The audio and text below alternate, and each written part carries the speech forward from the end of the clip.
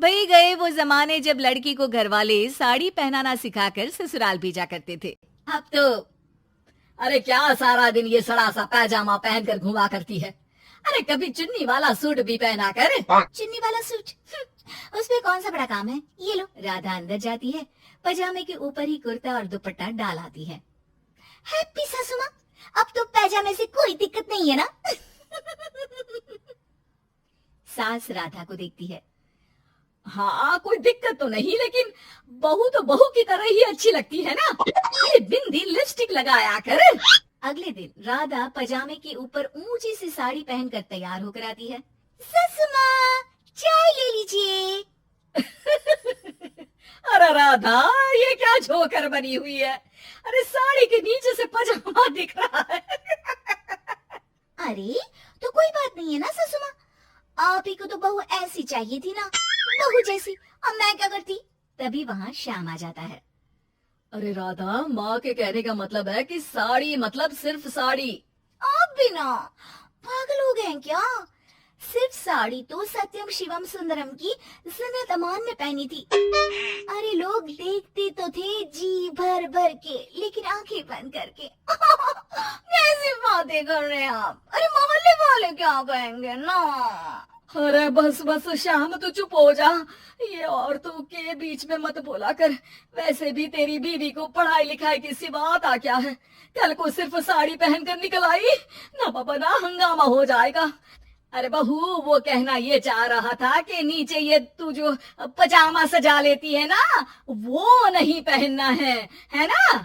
राधा सास की बात सुनकर परेशान सी हो जाती है। वो समझ नहीं पाती कि उसे क्या करना है। मैं कैसे इन लोगों को समझाऊं कि मैंने बचपन से ही सिर्फ पैजामे ही पहने।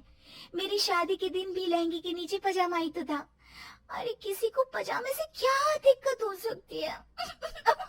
क्या करूं मैं। राधा रोने लगती है, जिसे उसका पति देख लेता है। अरे अरे मेरी प्यारी राधा, रो क्यों रही हो। अच्छा चलो, शाम को तुम्हें घुमाने लेकर चलता हूँ, और इतना ही नहीं, मैं तुम्हें शॉपिंग भी करवाऊंगा। राधा ये सुनकर खुश हो जाती है। ओह, आइसक्रीम के साथ शॉपिंग, वाह। मैं भी लिस्ट बना लेती हूँ कि क्या क्या लेना है मुझे। बस फिर क्या था, राधा बैठ जाती है लिस्ट बनाने। माँ देख, तेरी सारी समस्या का मैंने समाधान कर दिया। अरे ऐसा क्या कर दिया, पजामे वाली को छोड़ दिया क्या तूने। अरे क्या सी बात कर रही हो माँ, पजामे वाली नहीं, राधा नाम है उसका। तभी डोरबेल बजती है और पड़ोस की चाची घर आती है। उनके हाथ में एक पजामा होता है।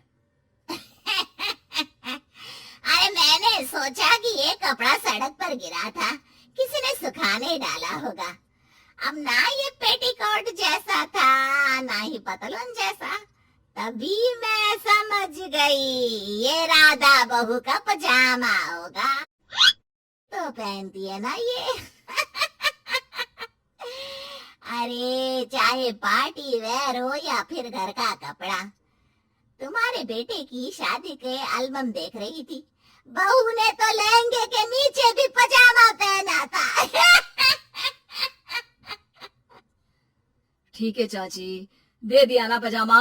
अब पजामा पुराण मत सुनाओ, चली जाओ।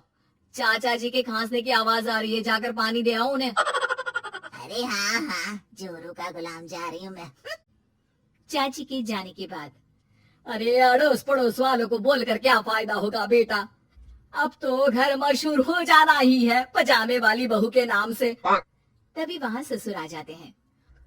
अरे वो पीछे वाले घर के शर्मा जी ने तो घर के पोस्टल एड्रेस में यही लिखना शुरू कर दिया है, पजामे वाली बहू के घर के पीछे गली नंबर 7। अरे बस बस, आ गए तुम। दुकान आज जल्दी बंद कर दी। अरे क्या करूं, ये टाइट पैंट पहनकर बैठा नहीं जाता दुकान में। ज्यादा देर हुई तो थोड़ी देर पीठ सीधी करने घर चला आया। वैसे आज माँ बेटा साथ में क्या बातें कर रहे हैं। हाँ अरे हाँ, बातों से याद आया, बोल रहा है कि पजामे वाली प्रॉब्लम का सोल्यूशन ढूंढ लाया है। जरा बता दो बेटा, क्या समाधान निकाला है। वो मैं ना माँ आज राधा को शॉपिंग के लिए ले जा रहा हूँ। अरे बेटा क्या बात है, कितनी अच्छी बात है। हाँ माँ, इतना ही नहीं, वो तो पूरी लिस्ट तैयार कर रही है कि वो क्या क्या खरीदेगी।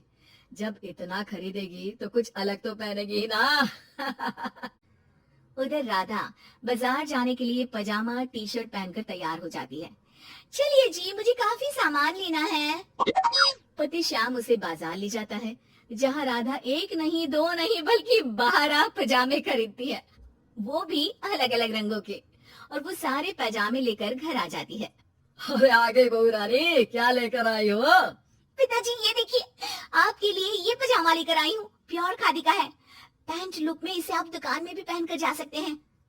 और खुद के लिए ये 12 पजामे, हर रंग हर प्रिंट के। राधा अपने कमरे में चली जाती है, लेकिन सास सर पर हाथ रखकर बैठ जाती है। अरे फूटी किस्मत, भाग्य में साफ सुथरी सजी धजी बहू दिखना लिखाई नहीं है तो क्या किया जा सकता है। अरे बाजार गई भी तो क्या लेकर आई ये सड़े पैजामे। राधा इस बार फिर सास का रोना सुन लेती है। मैं क्या करूं भगवान, साड़ी में डर लगता है कि कहीं फंस कर गिर न जाऊं। माँ जी को पजामे से नफरत है, लेकिन एक अच्छी बहू होने के नाते मैं अपना पहनावा माँ जी के लिए जरूर बदलने की कोशिश करूंगी। हाँ भगवान जी। अगले दिन राधा बिना पजामे वाली साड़ी पहनकर सास के पास खड़ी हो जाती है। हाय रे, सूरज आज कहाँ से निकला है? अरे राधा बहू ने साड़ी पहनी है, वो भी पजामे के बिना। अरे वाह वाह बहू, तू तो राजकुमारी लग रही है। अरे लेकिन एक जगह खड़ी क्यों है?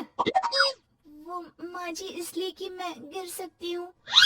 अरे हाँ जी, हमने तो 4 तल्ले के मकान को एक कर रखा था, ऊपर नीचे सारा घर संभाला था, वो भी साड़ी में। अरे कैसे गिरेगी तू, मैं भी तो देखती हूँ। जा छत से कपड़े लेकर आ। ना माँ जी, मुझसे नहीं होगा, मैं गिर जाऊंगी साड़ी में फंसकर। लेकिन सास नहीं मानती और राधा को साड़ी पहनकर छत पर जाना पड़ता है। लेकिन जैसे ही वो सारे सूखे कपड़े लेकर उतर रही होती है तो सीढ़ियों से गिर जाती है। फिर क्या? ओह, इनको काफी गहरी चोट आई है, लगता नहीं कि। नहीं नहीं डॉक्टर साहब, ऐसा मत बोलिए। अरे सारी गलती मेरी है डॉक्टर साहब, मेरी बहू को बचा लीजिए। अरे हाँ, वो बच जाएंगे, लेकिन चोट भरने में देर लगेगी। धीरे धीरे राधा ठीक हो जाती है और एक दिन जब पहली बार वो ठीक होकर कमरे से बाहर निकलती है तो देखती है कि सास ससुर पति सब पैजामे पहनकर खड़े होते हैं। देखा बहू, कैसा लग रहा है ये पैजामा? ऐसे बहू सही में ये बड़ा कंफर्टेबल है। हाँ, अरे अब तो इसे पहनकर मैं इतने आराम से दुकान में बैठता हूँ कि कितने ही ग्राहक क्यों ना आ जाए, फटाफट काम होता है। मुझे माफ कर दीजिए माँ जी, मैं साड़ी पहनने की पूरी कोशिश करूंगी। अरे नहीं नहीं बहू, मुझे माफ कर दे, तूने घर के लिए मेरे लिए बहुत त्याग किया। बेटा, इंसान पहनावे से नहीं बल्कि अपने कुशल व्यवहार से सबका प्यार पाता है। हमें तो अब बस पजामे वाली ही बहू चाहिए।